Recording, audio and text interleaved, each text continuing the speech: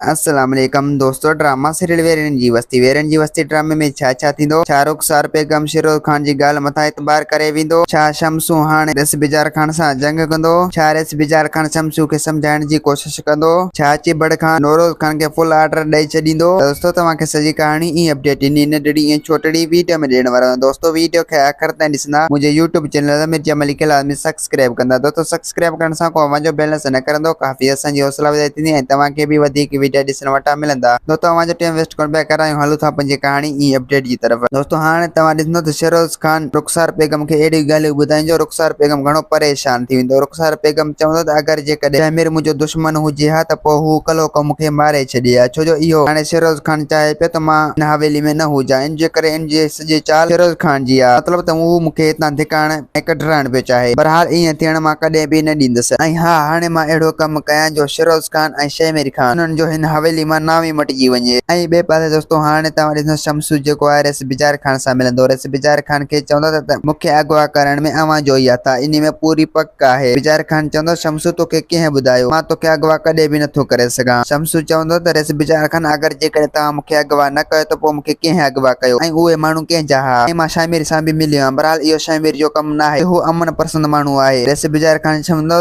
शमसू मां तोखे कीअं सम्झायां। इन में मुंहिंजो हथ न आहे। मां तोखे वादे करे थो ॿुधायां तूं मूंखां एतबार वठ। शमसू चवंदो त रेस बिजार खान तूं एतबार जे लाइक़ न आहीं। हाणे मां तोखे कॾहिं बि बख़्श न कंदुसि। मां त तुंहिंजी घणी चङाई कई लेकिन तूं मुंहिंजे कंध में पइजी वएं। ऐं ॿिए पासे दोस्तों हाणे तव्हां ॾिसंदो त चिबड़ खान जेको आहे नौरोज खान खे चवंदो तव्हां खां जेतिरो जल्द थी सघे तव्हां साले जी प्लान कयो। अगरि जेकॾहिं असां साले जी प्लान न कयोसीं त पोइ हर को माण्हू असांखे ताना ऐं मेणा ॾींदो। हर माण्हू ईअं चवंदो त चिबड़ खान पंहिंजे पुट जो प्लान न करे सघियो। जे करे अव्हां खां जेतिरो जल्द थी सघे ऐं बि अव्हां सां साथ ॾींदुसि। तव्हां सोडा खे बि वठी हलिजो जीअं असां उनजी हवेली मथां हमलो करे सघूं। दोस्तों उम्मीद है कहानी आई हूंदी। अव्हांखे पसंदि असांखे ॾींदा इजाज़त। वरी तव्हां सां मिलंदासीं कंहिं नई वीडियो में। ख़ुदा हाफ़िज़।